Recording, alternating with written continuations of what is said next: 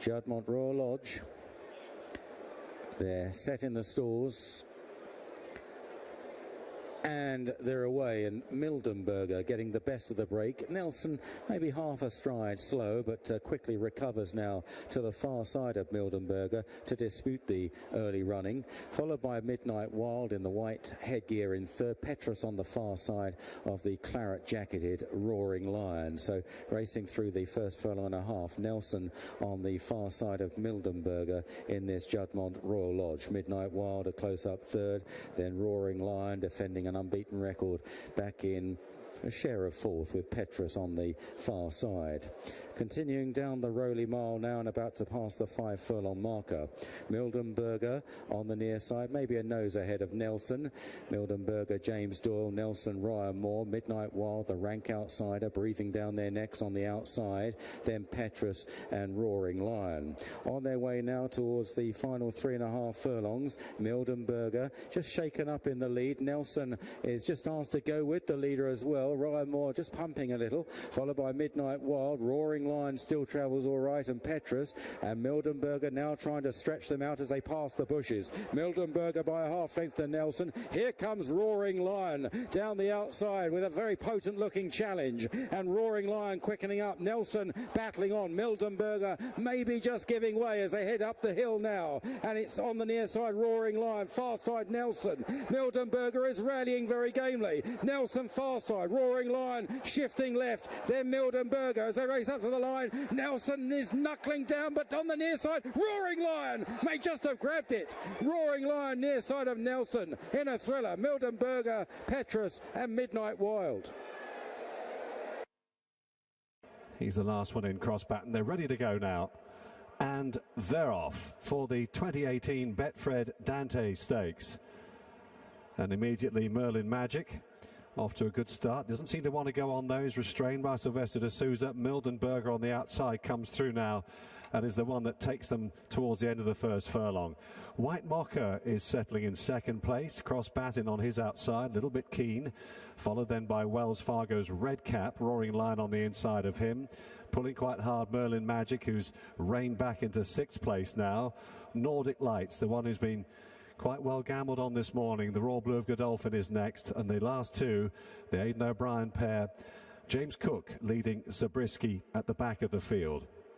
They've gone past the 7 furlong marker over the far side of the track then, and about 8 lengths separates first and last, and Mildenberger and James Doyle takes the Dante field along. From Cross-Batten in second place for Frankie Dettori. White Mocha on the inside is third. Wells Fargo on the outside is fourth, with between horses then Roaring Lion, the grey. He's just in front then of Merlin Magic, who's still inclined to take a little bit of a hold. And then on his outside is Nordic Lights, followed by James Cook, who's a length and a half clear of Zabriskie. They're turning down the side into the home straight now, with just over half a mile left to cover here in the Betfred Dante of 2018. And Mildenberger striding out in front with some purpose. Cross-Batten now moving into clear second place. White Mocha on the inside. Wells Fargo poised to challenge on the outer. Roaring Lion travelling well just behind them. Nordic Lights on the move as well on the left as they come down the home straight.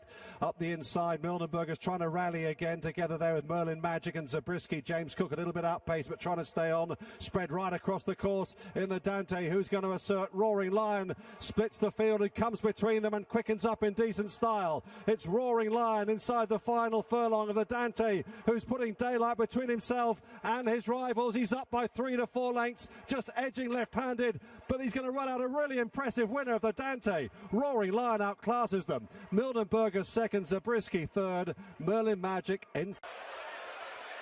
And they're away racing in the 2018 Coral-Eclipse. Cliffs of Moher is slowly into stride, and Forest Ranger leads early, but driven up on the outside is Hawkbill now in the all-blue jacket worn by William Buick, the 2016 winner. And Hawkbill takes a narrow lead over Forest Ranger. Then on the inside is Saxon Warrior, pretty handy in third. Happily is in fourth place in the white cap. Roaring Lion is settled back in fifth place by Asheen Murphy. They're well strung out. Raymond Tusk is second last. last, and finally Cliffs of Moher and Hawkbill at a swinging gallop down the back straight with the field spread out over 12 to 15 lengths. Hawkbill from Forest Ranger. Saxon Warrior is back in third, then Happily in fourth place. Roaring Lion still back in fifth place, and they are followed behind these by Raymond Tusk and lastly Cliffs of Moher. About to swing out of the back straight, so Hawkbill in the blinkers leading the way. In the noseband is Forest Ranger.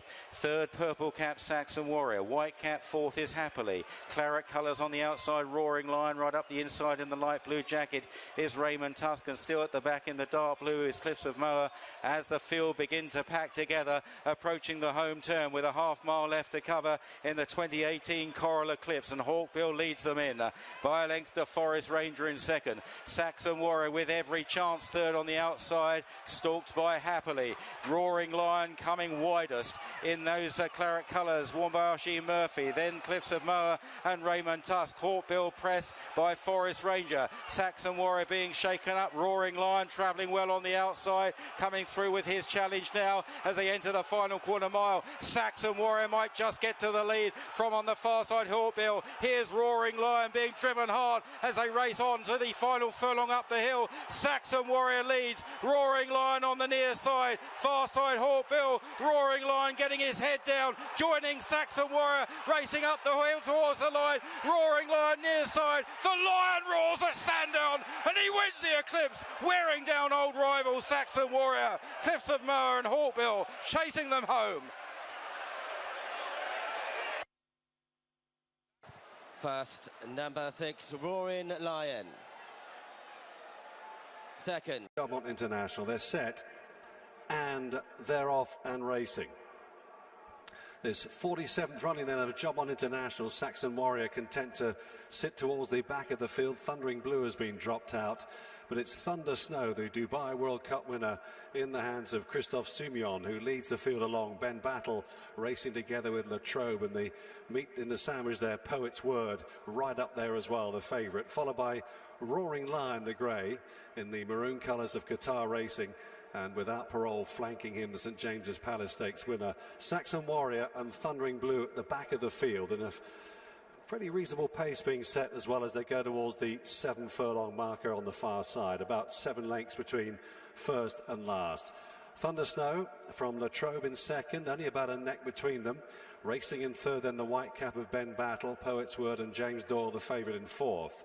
Roaring Lion is next, followed by Without Parole's white sleeves and cap, and then comes on the inside then Saxon Warrior, and still at the back of the field the grey Thundering Blue. They're racing down the side of the Naesmire now, passing the 5 furlong marker in the Juddmonte International of 2018, and now they're about to turn towards the home straight.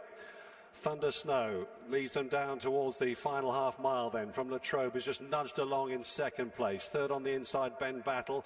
Just up the inside there, just short of room there briefly, Poet's Word. He's just having to be pushed along now by James Doyle. Frankie's taking his ground on Without Parole, so some tactical manoeuvres going on as the field begins to pack up. Saxon Warrior tracking Roaring Lion on the outside as they try to stage a bit of a rally, and they at last place is Thundering Blue. They pass in the 2 furlong marker, and Ben Battle strikes the front. Roaring Lion is coming after him. Poet's Word is under strong pressure, is trying to pick up with Saxon Warrior down the centre. It's Roaring Lion those quickened up best, entering the final furlong and leads the Juddmonte International field. Roaring Lion is drawing clear by about 3 lengths. Poet's Word in the clear, but he's not going to get to Roaring Lion, and the Lion really roars today and wins the Juddmonte International for Qatar Racing. John Cos and Oisin Murphy. Poet's Word in second, followed by Saxon Warrior, and Thundering Blue ran well. Saxon Warrior completes loading. They're off. Very level break at the start of the Quipco Irish Champion Stakes, over 1.25 miles, and it's Deauville on the outside sent on to lead stable companion Rhododendron, with Saxon Warrior third on the inside of Verbal Dexterity, and behind these Athena and the white cap as they make their way in the early stages with 1 mile to go. Roaring Lion has one behind, and that is the French runner Study of Man. Racing inside the final 7.5 furlongs, the field led by Deauville and Wayne Lorden. In second place, about a length back, is Saxon Warrior, who's gained a position for Ryan Moore, and then 2 lengths to Rhododendron, and Donnacha O'Brien third on the outside of Athena and Shamie Heffernan. Then comes Verbal Dexterity and Kevin Manning, Roaring Lion. Oisin Murphy continues one from the end, and the back marker racing on towards the halfway stage is Study of Man and Stefan Pasquier. Making the run out of the back straight, Deauville almost joined by Saxon Warrior on the outside. A length and a half back to Athena and Rhododendron. And on their outside is Verbal Dexterity, and they're followed by Roaring Lion with 2 lengths to Study of Man. Coming on towards the final 3.5 furlongs in the 2018 running of the Quipco Irish Champion Stakes. Deauville the leader by a length. Tracked by stable companion Saxon Warrior. Third on the inside is Athena, then Verbal Dexterity, with Roaring Lion beginning to make a little bit of headway on the outside of Rhododendron, who's just dropped back. Study of Man remains last of the 7. Racing round the home turn with 2.5 to go. Deauville with 1 from the rail, challenging Saxon Warrior. Roaring Lion on the outside of Verbal Dexterity. They're followed by Athena, Study of Man and Rhododendron. But Saxon Warrior's gone for home, racing towards the final furlong and has stretched on a couple of lengths in front. Roaring Lion's gone after him on the outside. They're racing now towards the finish, and it's Saxon Warrior, Roaring Lion, the arch rivals. Roaring Lion gets up to win it. Roaring Lion and Oisin Murphy, stars of the season, have run down Saxon Warrior, and then Deauville, Athena, Study of Man, Rhododendron and Verbal Dexterity. Being pushed quite wide off the turn probably speaks volumes just about his raw ability, doesn't it? Exactly. He'd head down and really trying. I thought the 2 horses were just feeling probably the ground a little bit in the latter stages. The 2 of them started to just lug a little bit into the rails, but definitely the best horse in the day is 1. 8 to 11 favourite, number 4 Roaring Lion, the winner then from 5 Saxon Warrior, result rival at 5 to 2. They've had some great scraps throughout the year, but Roaring Lion is the one who's come out the right end of them more often than not, and that's exactly the outcome again today. Let's go right back to the start then, and Chris, it quickly became apparent that this was not turn of foot, and he's definitely put 3 or 4 lengths between him, so it was a real good, solid, genuine effort to come and get him when he did, and he actually might have won a bit cosy at the end. He has, hasn't he? He looked like he pricked his ears when he just got to the line, but he's a gorgeous horse, as we said before, and great temperament, and walked around like it was only him in the race course, so full credit. Deauville's run a good race back in 3rd, and Athena, I'm sure her connections will be pleased with that coming through into 4th. The French horse was never a factor, was he? Yeah, looking at his action, I just thought that the ground and his form suggested it that he... Jumpy in the gate, Happily and Adayeb, they're setting each other off a little bit. Stall 8, Happily, very upset indeed. Nasty moment for Ryan Moore here. And getting up in stall 10 is Gabriel as well. A chain reaction in those starting stalls. And Happily has been taken out of the gate and panicked and is not with them. Happily is a non-runner as they set off. Hey Gaman and Lawrence fast away on the far side with Adayeb and Century Dream in the green jacket. Beat the Bank coming through strongly now in the blue and white jacket. Just in behind these is Recolitos. A Roaring Lion in the early stages, about 7th or 8th on the near side, the stand side, followed by Gabriel, I Can Fly. Romanized is moving up a bit from Stormy Antarctic. Lightning Spear is held up in last place, and last but one is Lord Glitters as they race towards the centre of the racecourse in this Queen Elizabeth II Stakes Group 1. And Hey Gaman at a generous looking pace by 3/4 of a length to the Game Filly Lawrence in 2nd. In 3rd is Century Dream, 2 lengths back to Adayeb, racing between Recolitos on the far side and Beat the Bank on the near side. Then Romanized, Roaring Lion and Gabriel. Further back I Can Fly from Lord Glitters, Stormy Antarctic, Lightning Spear. Hey Gaman continues to press on here at the head of affairs in the hands of Frankie Dettori, but Century Dream and also Lawrence have got him now as they race on inside the final 2.5 furlongs. Century Dream strikes for home far side. Lawrence coming under a drive. Recolitos is travelling well on the right. Here comes Roaring Lion inside the final quarter, and it's Century Dream by 2 lengths to Recolitos and Roaring Lion. Stormy Antarctic stays on. Century Dream is coming back to them. Roaring Lion with the big challenge, Recolitos, and I Can Fly on the far side. Roaring Lion is beginning to get up from Century Dream well inside the final furlong. I Can Fly fast time is getting really tight, but Roaring Lion, the star of the season, just ahead perhaps of I Can Fly. then Century Dream, close up with Rekka Litos, Lord Glitters running on, and Stormy Antarctic.